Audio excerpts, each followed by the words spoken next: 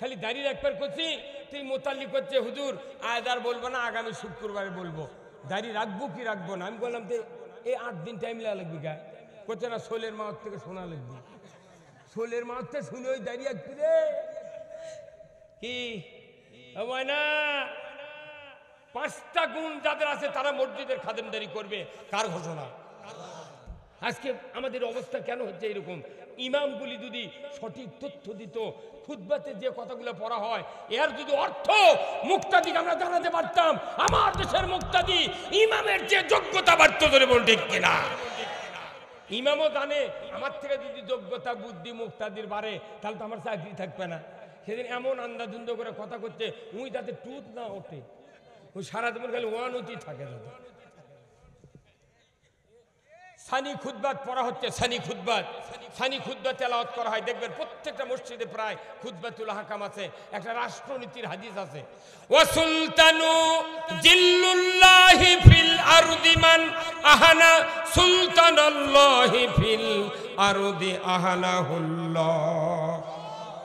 কে হুজুর কথা ঠিক কিনা? এই হাদিসটা হলো রাষ্ট্রনীতির হাদিস। আমার আল্লাহর নবী বলেছেন, এত সতর্ক বাণী, এত ডেঞ্জার হাদিস, এত বড় ডেঞ্জার হাদিস রাসূল বলেছেন, আমার আল্লাহর নবী বলেছেন। কি বলেছেন? ন্যায়পরায়ণ শাসক আল্লাহর ছায়া সদৃশ্য একজন পথিক প্রখর রোদের ভেতর থেকে 10 কিলো হেঁটে হেঁটে আসলো। মুক্ত আসমানের নিচ দিয়ে সূর্যের কিরণে তার শরীর ক্লান্ত, হঠাৎ করে যায় যদি একটা বটবৃক্ষের গাছ পায়, সেই ছায়ার নিকটে যখন দাঁড়িয়ে যায়, ওই লোকটা কিছুক্ষণ দাঁড়ানোর পর বসে যাবে। যখন বসবে তাকে ঘুম ধরবে। ধরে বলুন ঠিক কিনা? একটা বটের গাছের ছায়ায় একটা পথিক যে শান্তি পায়, তার সে কোটি কোটি গুণ শান্তি পাবে আল্লাহর ন্যায়পরায়ণ শাসকের আন্ডারে। যদি বলুন ঠিক কিনা? ন্যায়পরায়ণ শাসক আল্লাহর ছায়া সদৃশ্য রাসূল বলেছেন। তারপরে হাদিস শেষ হয় নাই, আল্লাহর রাসূল বলেছেন, এই ন্যায়পরায়ণ শাসক কায়েমের জন্য যারা বিরোধিতা করে, আমি আল্লাহর নবী বলে দিচ্ছি, তারা যেন স্বয়ং আল্লাহর বিরোধিতা করল। কি উই নামাজত ফাঁস, উই জেকেরত ফাঁস, উই ইসলামী দলত ফাঁস, উই এতেকাবত ফাঁস, দাড়িত ফাঁস, জুব্বাত ফাঁস, সপ্তাহ ফাঁস, কুরবানি তো ফাঁস, কিন্তু উই কোরআন বিজয় আল্লাহর দেওয়া ন্যায় রাষ্ট্র কায়েম করে বিরোধিতা করে। আর এগুলা গোল্লাই চলে, গোল্লাই।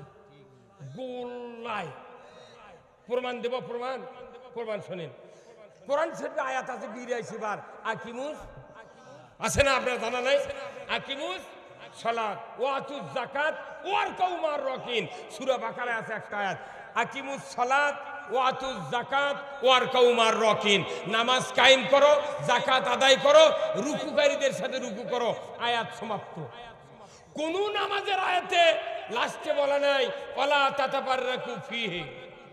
কোন নামাজের আয়াতের সাথে নাই। কারণ আল্লাহ জানে কেউ 100-1টা নামাজ পড়বি, কেউ 2টার সময় পড়তে পারে, আবার কেউ ফজরের সময় চেতন পায়নি, বেল উঠে গেছে। আল্লাহ নবী কথা, তুমি তখনই ফজর পড়ো, তোমার জন্য এটাই ফরজ। তাহলে আমাদের ব্যাপারে মতপার্থক্য করার কোনো বিধানই নাই, আল্লাহ বলেছেন। কিন্তু একটা ব্যাপারে মতপার্থক্য করিতে পারিবে না। তার মানে কি? আল্লাহর মত এটা, তোমার মত ওইটাই হতে হবে। যদি ওই মত না হয় তাহলে আল্লাহ বুঝতে পারবে তোমার মত আমার মতের বিরুদ্ধে গেছে। তাহলে কি মত? এখন শোনেন, আল্লাহ কোরআনে বলছেন, আন আকিমুদ্দিন ওয়ালা তাতাবাররাকু ফীহি। আমার আল্লাহ বলেছেন, ও পৃথিবীর ইমানদারেরা, তোমরা আমার দিন বিজয় করো, দিন কায়েম করো, আমার কোরআনের আইন কায়েম করো, দিন জীবন ব্যবস্থা কায়েম করো। এই ব্যাপারে মত পার্থক্য করিও না।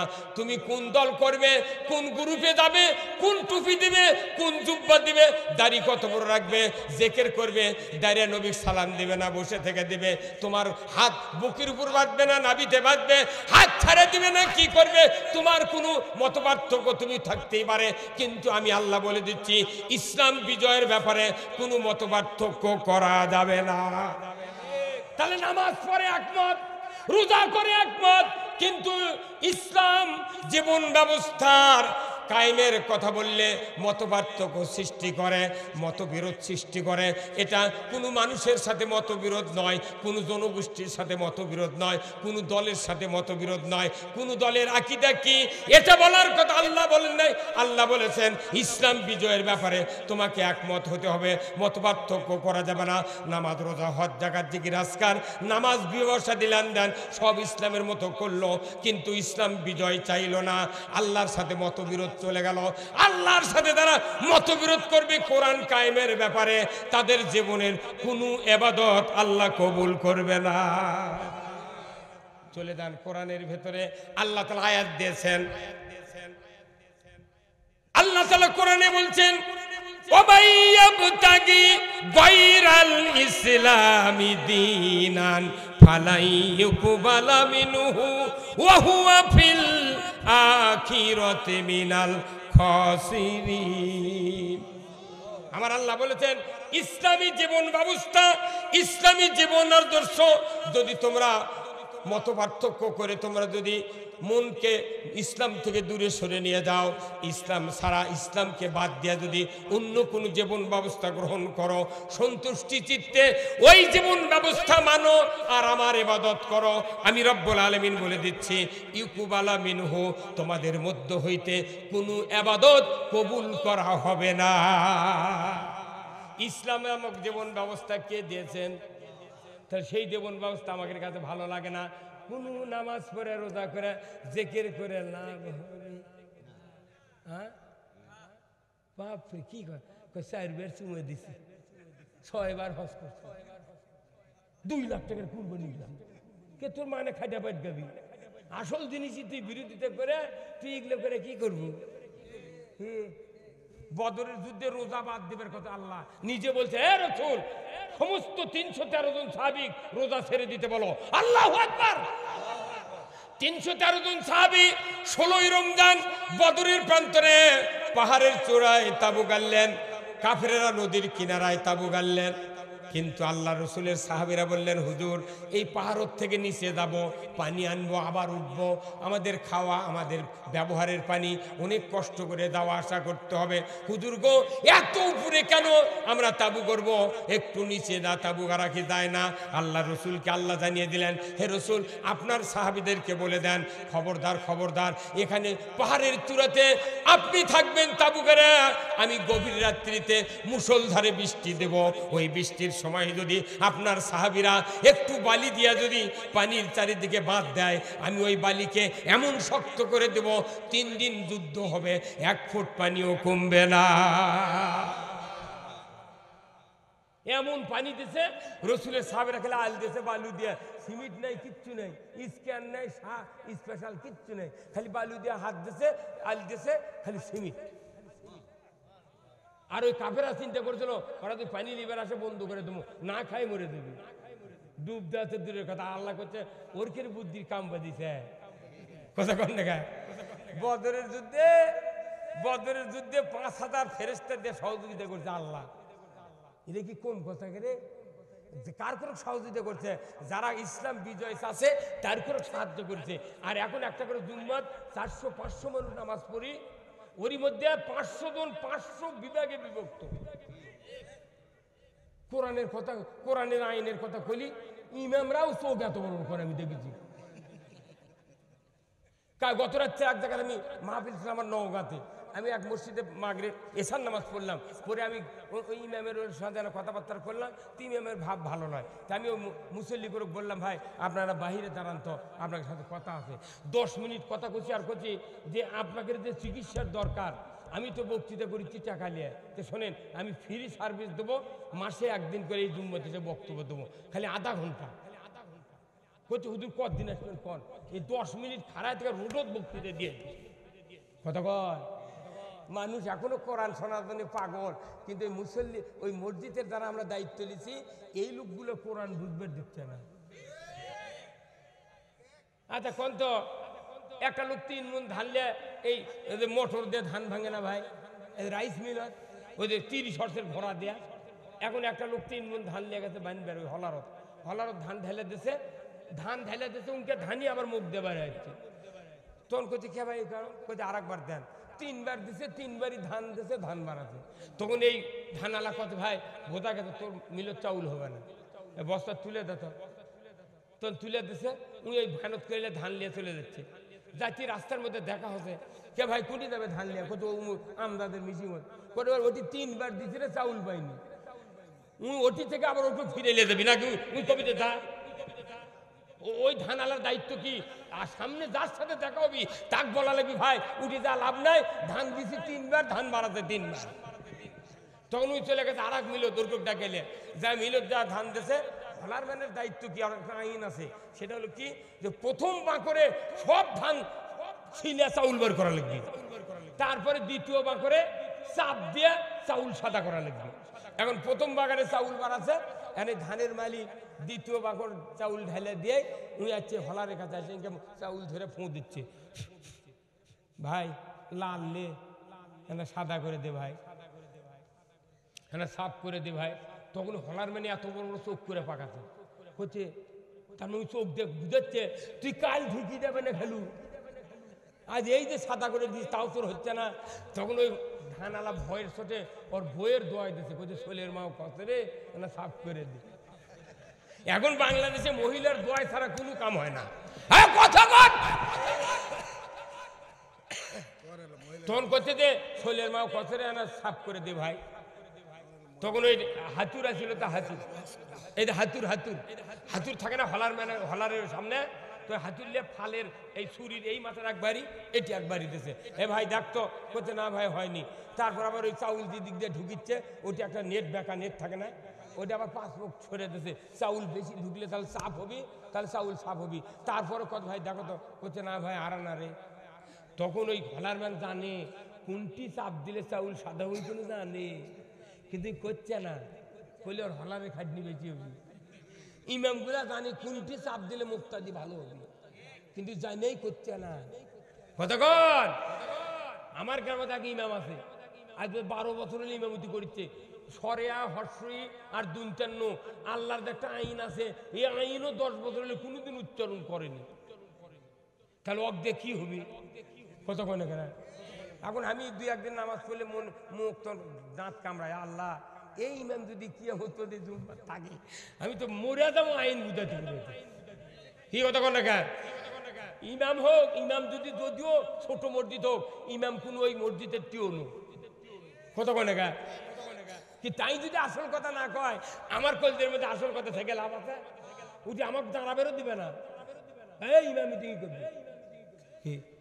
এখন হালার ম্যান করছে কি, এর অনুরোধ দেখে ওই ওই যে জিমিনের চাউল পরে না ভাই, ডেলিভারি মুখ আছে, ওই দেখবেন একটা ঝাপনি আছে ইনকে, এই ধান বানিয়ে আপনার কোন দিন এই ইনকে ঝাপনি আছে, ওই ঝাপনিকে কাজ করে সরিয়ে দেয়া এই বুড়ো আঙ্গুল দিয়ে শরীর ভিতরে ঢুকে দিয়ে মারছে চাপ, চাউল খালি বকের ফোরে লাগান বারবার লেগে করছে ভাই হ্যাঁ ইনকা হচ্ছে।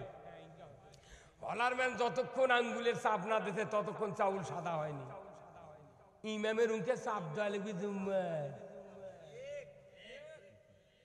ভাই। কারা কারা 5 ওয়াক্ত নামাজ আদায় করেন জামাতের সহিত, তারা প্রথম কাতার দ্বিতীয় কাতার দ্বারা 2 কাতার দ্বারে আরো 30 জন বাইছে তৃতীয় কাতার দ্বারা। ভাই যারা যারা খালি শুক্রবারে নামাজ পড়েন আপনার বাইরে বারান্দার দেন, আর যারা যারা সুদে করে টাকা লাগান দেন আপনাকে বাইরে দাঁড়িয়ে থাকেন, নামাজ পড়া লাগবে না। কারণ সুদে করে টাকা লাগাও কবিরে গুণা, নামাজ না পড়াও কবিরে গুণা। আপনি কবিরে গুণা চলতেইছে, আর আপনি এসে নামাজ পড়ে কি করবেন? 4 টাকা লাভ 4 টাকা লস। তোমার মানে সময় নষ্ট করে লাভ কি? ইনকে চাপ যদি ইমাম দিত, এখন এই ইমামের কথা তো সুদ বন্ধ হবে না, তা সুদ বন্ধ করার জন্য এক জায়গায় হলো ঢাকা, ওটি সুদ বন্ধ হবে, এটি খালি পানি। আসল মূলে কোরআন এই জন্য বিজয় করা লাগবে, সুদ বন্ধ করার জন্য, জানা বন্ধ করার জন্য, চুরি বন্ধ করার জন্য, পর্দা ফরজ করার জন্য। কতক্ষণ টাকা একটা চোরের হাত যদি বয়তুল মুকাররমের উত্তর গেটে কাটে দেওয়া হতো, আল্লাহ কোরআনে বলছেন সূরা মায়দার 44 নম্বর আয়াতের অংশে, ওয়াসারিকু ওয়াসারিকাতু ফাক্তাউ আইদিয়াহুমা, চোর আর চুন্নি যদি ধরা পড়ে নৈতিক চরিত্রের কারণে যদি চুরি করে 5টা গ্যারান্টি দিতে হবে সরকারকে, খাদ্য, বস্ত্র, চিকিৎসা, শিক্ষা, বাসস্থান। 5টা গ্যারান্টির পর দুনিয়ার কোনো মানুষ, পুরুষ হোক নারী হোক, যদি নৈতিক চরিত্রের কারণে চুরি করে, আমার আল্লাহ বলেছেন হাতটা কাটে দেওয়ার আইন কায়েম করো। একটা চোরের হাত বাইতুল মুকাররমের উত্তর গেটে কেটে দেওয়ার সময় যদি ডিশের লাইনে দেখানো হতো, বিটিভি, এনটিভি, এসএটিভি, 21, 24, 71, 75, 76 চ্যানেলে যদি একটা চোরের হাত কাটা দেখানো হতো, জুতা চুরি তো দূরের কথা, গরু চুরি তো দূরের কথা, একটা পালার খেরগাছ চুরি হতো না। চুরি বন্ধের ভয়ে, চুরির ভয়ে দেখেন 10 কোটি টাকার মসজিদ বানাচ্ছি আমরা, স্টাইল ওয়ালত মাঝিয়ার চারিদিক টাইলস লাগাইনি। এখন মুসল্লি কিরে কি সুন্দর ভিআইপি মুসল্লি জুম্মাত যাচ্ছে, মসজিদের বারান্দা ওঠার আগে সাহেবরা জুতো হাতত নিল, লিয়া জুতা কি গায়ের সাথে ধরে, কোনো মুসল্লি গায়ের সাথে ধরতেন বললে ইঙ্কে করে ধরে, মুসল্লি ঢোকার আগে জুতো তুলে কারণ কি ওর থেকে দামি হলো জুতো, যে জুতোর তলাতে আছে গোবর মাটি। এই জুতো মসজিদে ঢুকে, কারণ কি চুরির ভয়ে, না অন্য কোনো ভয় আছে? চুরির ভয়ে জুম্মার ঢুকেছে জুতো। আবার করতে দেয়া করো, চেয়ারম্যান করতে ইয়া করো, ওই সমাজের চুরি আসছে রাখতে, তোমরা একটু বিট দাও, একটু জাগে থাকো। তখন 100 ঘর মানুষ বিদ্যুৎ করে পালা করছে, করে করতে জাগে কতক্ষণ না কেমনে কোরআনের কোনটি লেখা আছে দেখা তো জাগো হে কোয়া লাগবে কতক্ষণ আমার কতক্ষণ কোরআনের কোথায় আছে জাগো হে দেখালে দর দেখা। একটা চোরের হাত কাটলে দুয়ার খুলে দে মানে শুয়ে দেখবি তারই জন্য কিন্তু জাগো হে।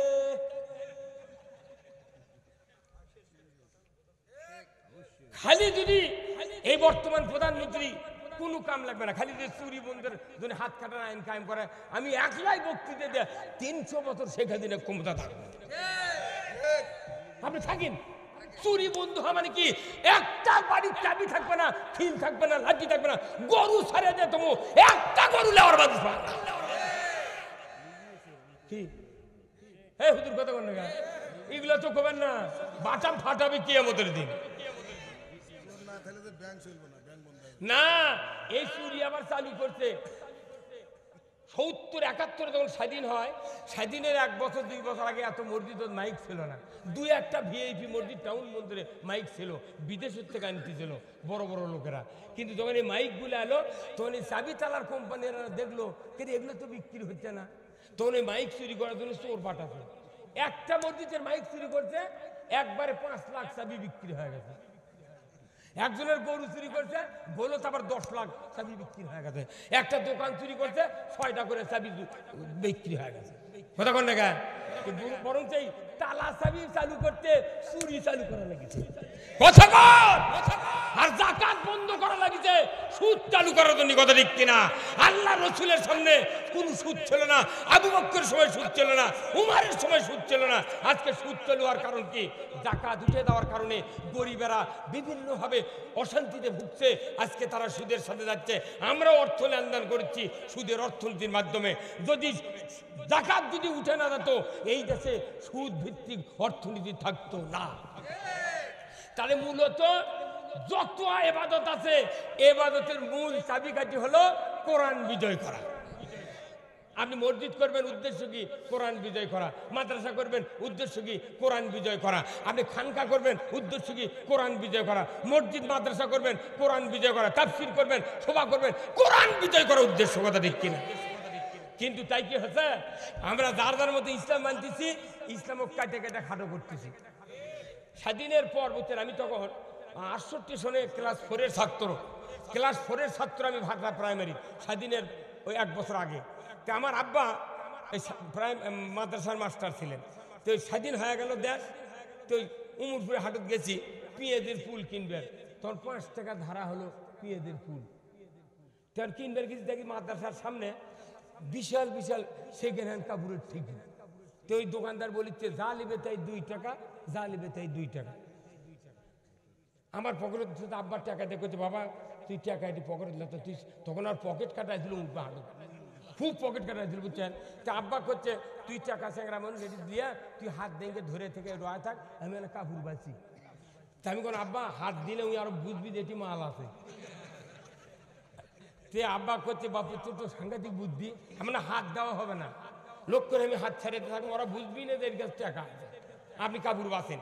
এর মধ্যে একটা বুড়া মানুষ আছে, ব্রিটিশ আমলে বিয়ে করতে ধুতি ফিনতে, উনি আছে বড় প্যান্ট ফুল প্যান্ট জোকা দিয়ে দেখে 4-5 আঙ্গুল বড়, উনি আবার ওই প্যান্ট কিনে প্যান্ট পছন্দ করে ওই দোকানদার করছে ভাই এই যে এটা যে বড় এটাও কি 2 টাকা, করছে সব 2 টাকা। তখন ওই প্যান্ট 2 টাকা দিলে বাড়ির যা, আর বুড়ি বউ কাছে ধুতি ফিনতে বিয়ে করছি রে, তোর বাবার বাড়িতে গেছো না, তুই আমি আনা প্যান্ট ফিনতে আনা তোর বাবার বাড়িতে যাবো, তুই আর 4 আঙ্গুল কাটিয়া সিলাই করে পল্টে দিব। তোর বউ কথা তোমার মাথা ঠিক আছে, তোমার মাথা ঠিক আছে, আমার চোখ দিয়ে সুতে লাগার পারি না সুদ, আর তুমি আমার কত কাটবে, তুমি বড় বেটার বোক দাও, বড় বেটার বোক দা কষে শ্বশুরে কথা মা এটা না কাটে দে, মা কইতে আব্বা আমি সোল বলের ঝামেলা ভাত আন্দার এটা পারি না, ওই মাঝলা বেটার বোক দেন, মাঝলা বেটার বোক দা কষে মা এটা সিলাই করে দে, মা কইতে আব্বা আমি থাল মাঝে আপনারা সিলাই করে দেবনি। এখন ওই করে ঠোসে ওই র্যাকেটের উপর থল, আপনি চলে যান, আমি পাতার থেকে ঘুরে আসে আমি সিলাই করে দিচ্ছি।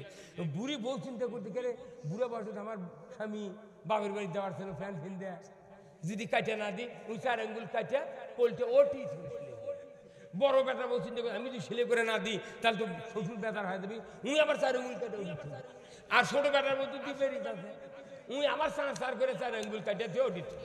শ্বশুর এখন পাতার ঘুরে আছে, আটের গলা দিয়ে পান্তা খায়, লুঙ্গির তল দিয়ে প্যান্ট দিয়ে মুখ দিয়ে লুঙ্গি ধরে পেটি লেগে দিয়ে লুঙ্গি ছেড়ে দিয়েছে, প্যান্ট ফুল হয় আর নেই হাফ হয়। আমাদের দেশের এই ইসলামী দল যাই যেভাবে আছে বাংলাদেশ এক এক গ্রুপ 4 আঙ্গুল করে ইসলামক কেটে কেটে ফুল ইসলামক হাফ বানে ফেলে দিচ্ছে। কথা বল, হাফ ইসলাম দিয়ে জীবনে জান্নাত যাওয়া যাবে না। আপনি সাইকেলের চেন আছে, পুরো পেডেল করলে পুরো চেনের উপর ঘোরে, কেউ যদি চেনের অর্ধেক কাটে ফেলে দেন, খালি নিচে দড়ি উপরে চেন, তাহলে খালি এইভাবে করা লাগবে। আমাকে হাফ ইসলাম দিয়ে জান্নাত দেবে, জান্নাত গেলে ফুল পেডেল করা লাগবে। কতক্ষণ এই দিন আল্লাহ কোরআনে বলছেন ইয়া আইয়ুহাল্লাযিনা আমানু দুখুলু ফিস সিলমি কাফা ওয়ালা তাত্তাবিউ খুতুওয়াতিশ শাইতান।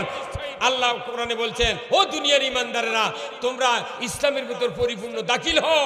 শয়তান করকারা চ্যালেঞ্জ দেবে কাছে ওনার বউ হাসিয়ালো থেকে চুলার ওই পাল্লে তুলে দিয়ে কয়রা তুলে দিয়ে করছে কি ওই পেঁয়াজ কাটে দিয়েছে, কাঁচামরিচ দিয়েছে, দিয়ে কয়রা দিকে লেড়ে লেড়ে তখন উত্তপ্ত হচ্ছে কয়রা, তখন বোতলের কর্ক খুলে ওই বোতলে তেল ঢেলে দিচ্ছে ওনার স্ত্রী, তখন বোতল কাজ করতে তেল পড়ে না, ভরা বোতল ওজন আছে হাফ কেজি পড়ে না, তখন উপর করতে পড়ে না, ঝাঁকি দিতে পড়ে না, তখন বোতলের মধ্যে চোখ দিয়ে দেখে ধরে গেছে, কি করতে ধরে গেছে, এখন ধরে গেছে, তখন ওই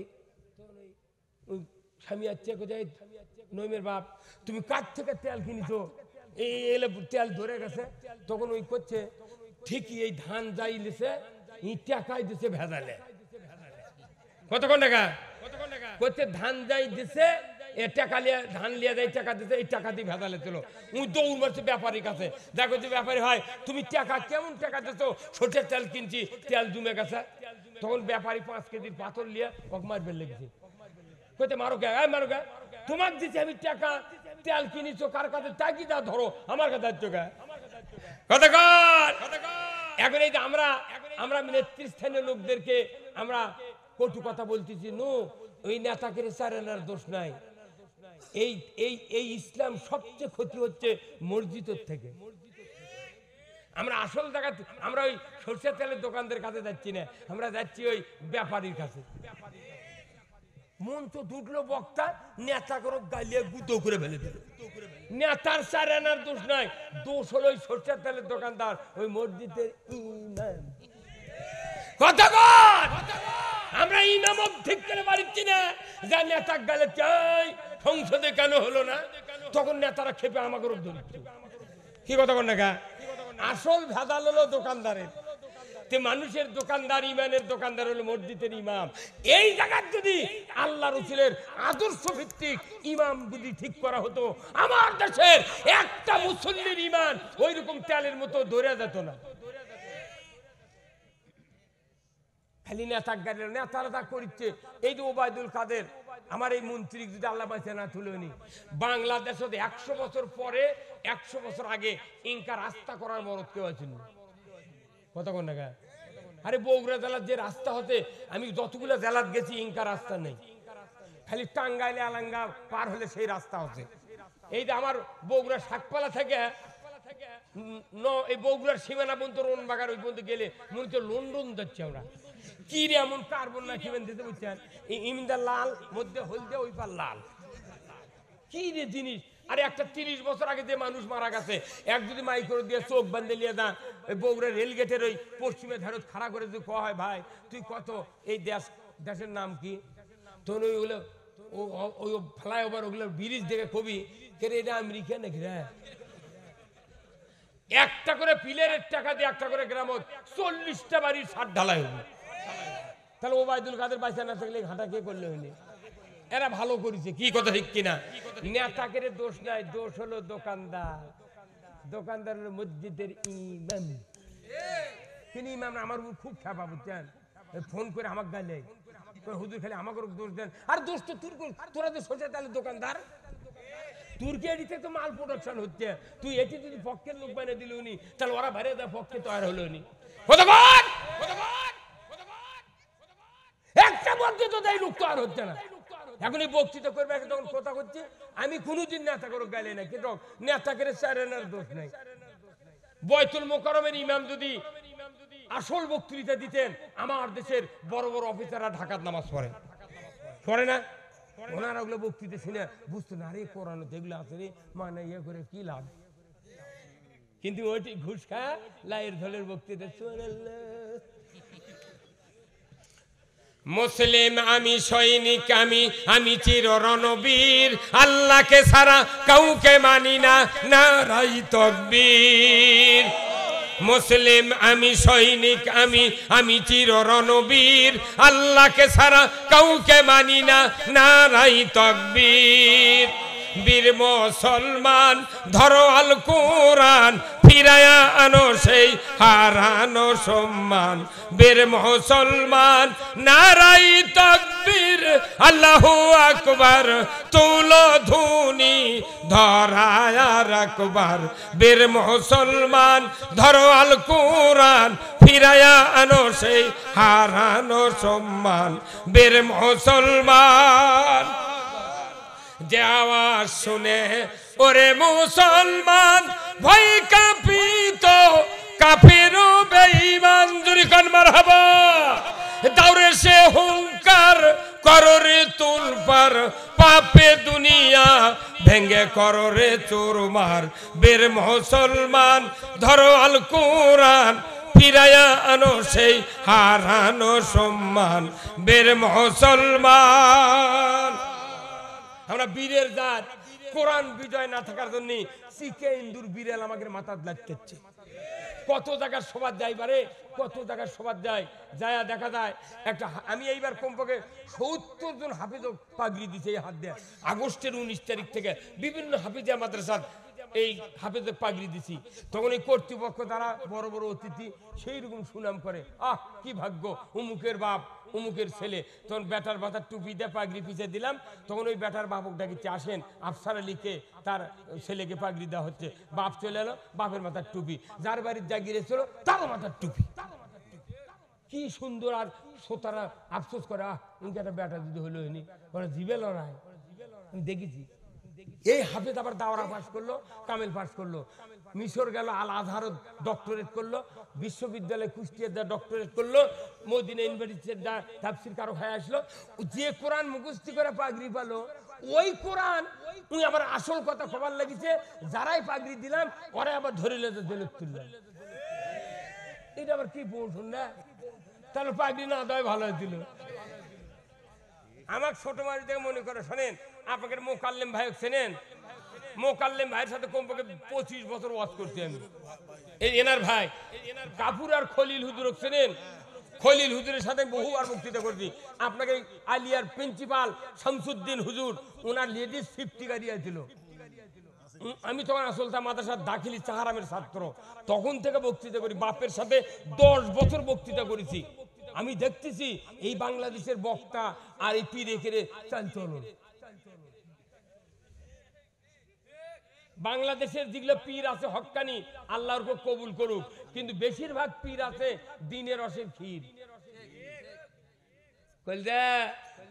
এই ছুট্টনে থেকে মনে করবেন না ফিরছি, দাখিলি চারামত থেকে বক্তৃতা করি বাপ বেটা একসাথে। খালি ক্যাপাসিটির উপর চলছে, খালি পাম আর গ্যাসে চলছে বাংলাদেশ। যত পাম দিবি নেতারা কোনো কাম করেনি, তাও কোয়া লাগবি প্রচুর কাজ করছে। কি কথা কোন না? আমি ইমানদার, আপনিও ইমানদার। খালি কোরআন বিজয় হলে খালি মানুষ খালি পানির মতো দুনিয়ায় দাপন দাপন করবে। এই যে এই ভাইয়ের একটা লাচিন আছে দেখলাম এত বড়। এই যখন ছোট হয়েছিল শীতের মধ্যে এই ভাইয়ের বেটার বউ ওই লাচিন যখন ছোট হাম করে দেয়, তখন ওই সকালবেলা হাত পা মুছে দেয়া শীতের কাপড় 2000 টাকার সেট কিনে দিয়েছে ভাই। এখন ওইটা বৌমা কথা, বৌমা তুমি এনারা পরে দাও আমার লাচিন, আমি এনে বাইরে যাবো। কি যখন পরে দেবেন লাগিছে ওই লাচিনের কান্দনের চোটে বাইরে অস্থির। শেষ পর্যন্ত ভাইয়ের বেটা ওই যে আপনার কি সানাউল্লাহ নাকি, সানাউল্লাহ কাছে ওনার স্ত্রী যখন ইয়া আসমার বাপ আসো তো স্লোগানে ধরো, আমি না প্যান্ট পরে দিই, পশমির কাপড় পরে দিই, ইনকে ধরিছে। কিন্তু এক পাও দেয়, এর ঢুকানোর পর এটা আলোক করে আবার খুলে যায় ইনকে করে। তখন বাপ করছে কি একবার বগলের তরে হাত দিয়ে একবার আলোক করছে, পাও যাতে মাটির না থাকে। যখনই আলোক করতে সোল আরো জোরে চিৎকে, চিৎকারের ছুটে এখন আলোক করে দিচ্ছে। মাও ঠিক মতো পরে দিচ্ছে, গাওত পরে দিয়ে তখন মাও বকের দুধ দিচ্ছে। শোল তখন বুঝতে পারছে এক্ষুনি যাতা শীত ধরছে না, এখন কেমন গরম, তখন চোখ মুদিচ্ছে। কিন্তু এই শোল যখন কাপড় পরে দিবেন লাগলো মায়ে, তখন বুঝতে পারছি আমাকে মারে ফেলে দিই। খালি চিল্লা পাল্লা আছে চিকরে চিকরি। পরে যখন বুঝতে পারছে উষুম হচ্ছে, তখন ওই ঘুমাচ্ছে। এই বর্তমান বিশ্বে যারা কোরআনের আইনের কথা শুনে চিল্লা পাল্লা করছে, এরা ওই কালা ছোলের মতো হবে। যখন চুরি বন্ধ হবে, জানা বন্ধ হবে, তখন কবি ঘিরে আগে জানলে আরো 20 বছর আগে এগুলো কর্ণ হবি। কথা কর না গা হুজুরের ভিত্তিকো হাজার হাজার মেয়ে বার করে নিয়ে গেছে বাংলাদেশে। কথা কর না গা আমাকে মসজিদ, আমরা মসজিদ কই জানা করবেন না। যারা জানা করে মসজিদ ওরাও যায়, ওরা মসজিদ আমি দেখেছি। আমি 44 বছর ইমামতি করছি। জানার শাস্তির কথা যখন মসজিদের মিম্বরে বসতে কই, কিছু কিছু লোক আল্লাহ সাবরা, তখন আমি বুঝতে পারি এরই মধ্যে এই কাম আছে। তখন আমরা কই জানা করবেন না। যারা জানা করে তারা আমাদের সামনে মনে মনে কয় সুযোগ পালে হুজুরের বাড়িও ছাড়ব না। মেলা হুজুরের বিটিক লিয়ে গেছে, হাজার হাজার প্রমাণ আছে। কত মানুষের বিটিক লিয়ে গেছে। জানা যদি বন্ধ করার একটা আইন করত, পুরুষের কোমর মহিলার সিনা পর্যন্ত মাটির ভেতর গাড়ে দেয়া, আদলা পিকেটির দেয়া, আল্লাহর আইনে বাইতুল মুকাররমের উত্তর গেটে যদি সরকার যদি বিচার করত, একটা জানার আইন সঙ্গে ছাড় করত, আল্লাহর ইজ্জতের কসম জানা করা তো দূরের কথা, বুড়া বুড়ি সরাসরি যুবক যুবতী একটা মানুষও আমরা জানা বাদ দিয়া মিস কলও দিতাম না। এখন মোবাইল মিস কল বেশি ওঠে না। জানা জানা 5 মিনিট, উইদিন শর্ট টাইম 5 মিনিটের মধ্যে জানা বন্ধ হবি, চুরি বন্ধ হবি। জানা চুরি বন্ধ হলে দেশ তো পানি। এই যারা হুন্ডা বেচিচ্ছে এরকে শোরুমের থেকে চুরি হয় না, আমাকে কিনে নিয়ে যায় ওটি থুচি। আরে হাটত বাজার করছে, সদ্য ঘাড়ত চাবি দেওয়া আছে, কখন যে নিয়ে গে তুই জানো, আবার ঘুরে নিয়েছে এরকম কি বিক্রি দিচ্ছে।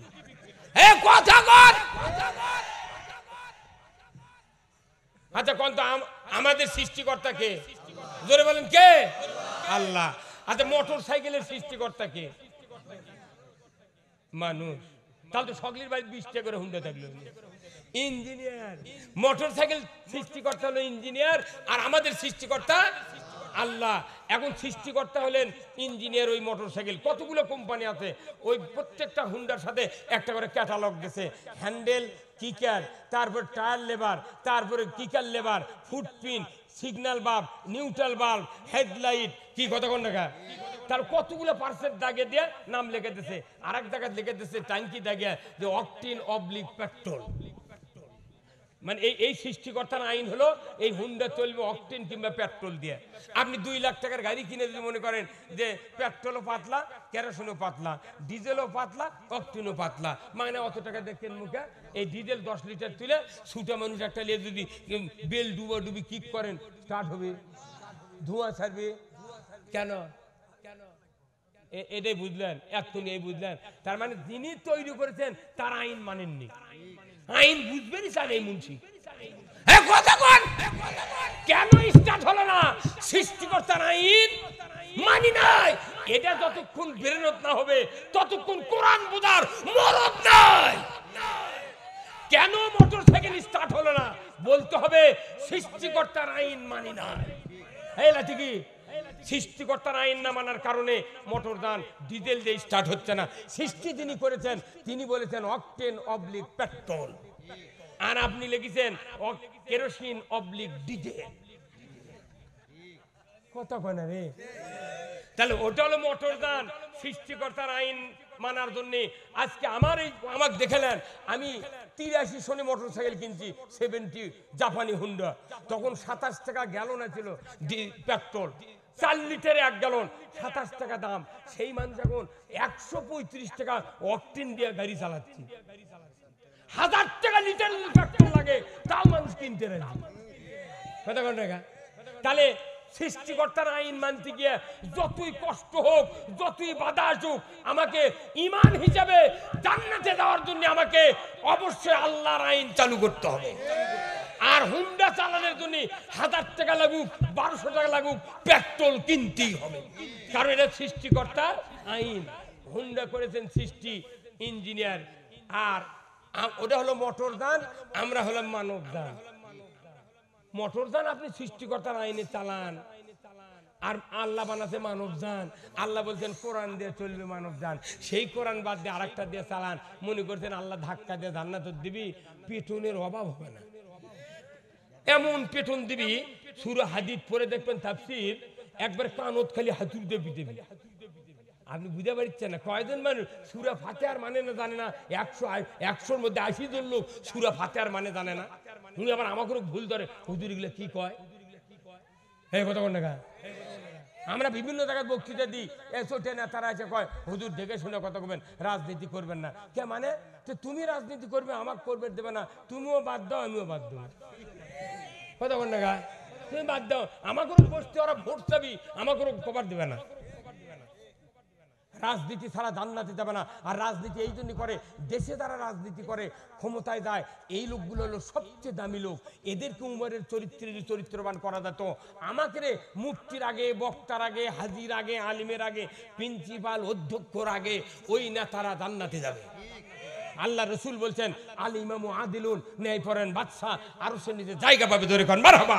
আমরা চাচ্ছি যে সরকার নামাজ কায়েম করবে, যাকাত চালু করবে, সুদ হারাম করবে, ওই সরকারকে কায়েম করে রাখতে যতগুলা সংস্থা, যতগুলা কাজ দায়িত্বশীলেরা ওনাকে ক্ষমতা রাখার জন্য চেষ্টা করবে, সমস্ত লোকজন সহ কিয়ামতের দিন আরশের নিচে জায়গা পাবে। উমর ফারুক একা আরশের নিচে যাবে না, সমস্ত সাথী সঙ্গীরা আরশের নিচে জায়গা পাবে। আমরা চাচ্ছি ওনাদেরকে আল্লাহ আগে জান্নাত দিক, আমরা পরে পাশে আল্লাহ দেয় দিবি না, দেয় যা হয়। কি কথা কোন টাকা? এই কামটা বুঝান যাচ্ছে না কলজা। এই জন্য একটা বার মনে করেন আপনি 100টা আমল করেন, কয়টা? এটি থেকে 1, এই 1 করতে করতে এটি আসে 100, তাহলে আর মেডেল পয়েন্টে কি 50 না? 1 থেকে 100 এই পর্যন্ত মেডেলে কি 50। তাহলে এই 50 হোক এই দিকে না মিচ্ছারা পেলা দেন, এই 50 হোক এই দিক পেলা দেয়, মধ্যে আমরা জায়গা বের করা যাবে না।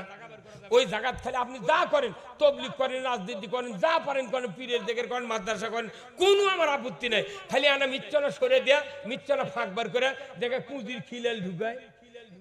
কথা কোনে গা?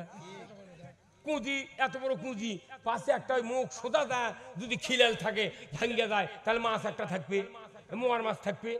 তাহলে কুঁজির মুখ সোজা যদি একটা খিলেল ভাঙ্গা থাকে, তাহলে ওই খিলেল আগে ঢুকার লাগবি, তাছাড়া একটা মাছ থাকবে না। তে মানুষের ইমানের ভেতরে এই দিক 50 এই দিক 50 মধ্যে ফাঁক থাকবি, ওর মধ্যে কোরআন বিজয়ের একটা চিন্তা ঢুকে দিতে হবে, তাহলে এই 50 আপনি বাঁচে দেবেন। এটা করতে আপনার এত ভয় খায়? আপনার বউকে কোনদিন কননি এ কোরআন বিজয় করে কয়নি বারে? আমি শুনি তো এক মানুষ কইছে মৌলবী কইছে ভাই তোমার বইয়ের নাম কি? ওই কর পারেনি, কইতে আমি মনেই নেই। তাই বইয়ের নাম কর পারে নাই কি রে? তা ওই দোয়া কুনুত কর পারবে? দোয়া কুনুত 14টা ও আছে। একটা মাদ্রাসার ছাত্র মাথার চুল শুকে গেছে, মাথার ঘরের রাগ শুকে গেছে, একবার 14টা ওয়া 14 টাকা তিনি এর মধ্যে সেট করতে। আমরা যারা মাদ্রাসা পড়েছি, আমরা যারা মাদ্রাসা পড়াই, এই ছাত্রগুলার কি মেধা! দোয়া কুনুত, তারপরে দরুদ, মাসুরা, কোরআনের হাজার হাজার আয়াত মুখ দিয়ে মুখস্থ করছে। ওরা যদি এসে কয় চাচা এটা তোমার সুরা ভুল হচ্ছে, কইতে বাপ দাদার থেকে ইঙ্গা পড়ি, তুই তো ফেতনা বাজাচ্ছ। কোনটি আছে রে ওগুলা? এক শতকরা 75% মানুষ দোয়া কুনুত জানে না, বেতেনে নামাজ পড়ে উলা দিয়া খালি মুখ লড়াই মিছে। কি করছো তুই? কি করছো? দোয়া কুনুত হলো এমপি মন্ত্রীদের যেরকম শপথ নেয়, প্রত্যেক ইমানদারের প্রতি রাত্রে শপথ নামা। আল্লাহুম্মা ইন্না নাস্তাইনুকা ওয়া নাস্তাগফিরুকা ওয়া নু'মিনু বিকা ওয়া নাতাওয়াক্কালু আলাইক ওয়া নুসনি আলাইকাল খায়র। এইভাবে দোয়া কুনুতের অর্থ যদি আজকে আমি শুরু করি, আবার ফজর হবে, বক্তৃতা ফুরাবে না, ধরে বল ঠিক কিনা? এই জন্য আসুন, আমি আপনাদেরকে অনুরোধ করব, আমার বক্তৃতায় কি আপনারা বেজার? দেশকে চালাবেন চালান, আমার আপত্তি নাই, কিন্তু খালি না কোরআনের আইনের কথা কভার দেন, আল্লাহ আপনাকেও বাঁচে থাকুক, আমরাও শান্তিতে থাকি। এই কথা ঠিক না? আমরা তো ক্ষমতা, এখনই যদি ইসলামী দল ক্ষমতা দেয়, জীবনও দেশ চালার পারবে না। কি পারবে না?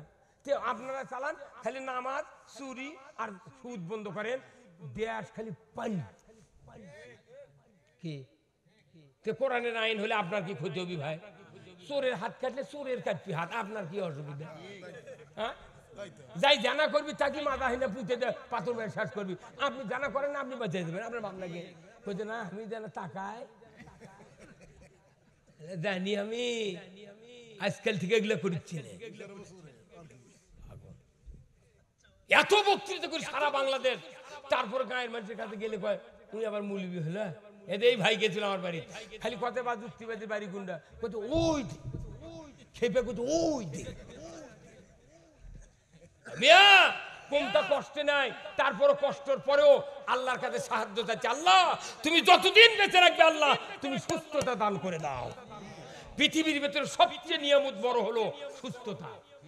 কি কথা বল না? সুস্থতা, সুস্থতা। এই জন্য আল্লাহর ইবাদত করবেন, রাত্রে উঠবেন, তাহাজ্জুদ পড়বেন, ফজরের নামাজে জামাতে যাবেন, আল্লাহর রেজামন্দি হাসিল করবেন। আমার আল্লাহ রসুল বলছেন, যে ব্যক্তি ফজরের নামাজের আজানের পর মসজিদে যায়, 75% ব্যাধি তার শরীর থেকে দূর হয়ে যায়।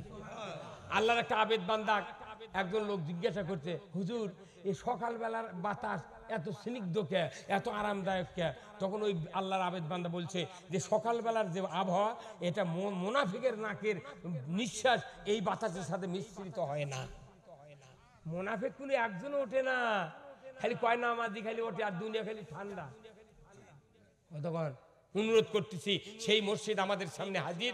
আমার ভাইরা, যে মসজিদ কি সাতটাত হচ্ছে, টাইলস হচ্ছে, টাইলস বাদ আছে, আল্লাহর অনেক বান্দা আছেন, আল্লাহর জান্নাতে যেতে চান আপনি, মা বোনেরা না আগে পুরুষ, এইবার পুরুষ ঠিক হোক। কি কথা কোন দেখা? মা বোনদের 4 কাম, খালি 4 কাম, এখন 400 কাম হতে মা বোনদের। মা বোনদের 4 কাম, আল মারাতু সাল্লাত খামসাহা ওয়া সামাত শাহরাহা ওয়া হাসানাত ফারজাহা ফালতাদখুলুল জান্নাতে আবওয়াবুশ শাদ। রাসূল বলেছেন মায়েদের জন্য 4 কাজ: 5 ওয়াক্ত নামাজ, 1 মাস রমজানের রোজা, পর্দায় থাকা, স্বামীর খেদমত করা। যদি 5 ওয়াক্ত নামাজ পড়ে, তারপর স্বামীর খেদমত করে, 1 মাস রোজা করে, যদি পর্দায় না থাকে, ওর বাপও জান্নাতে যাবে না। কি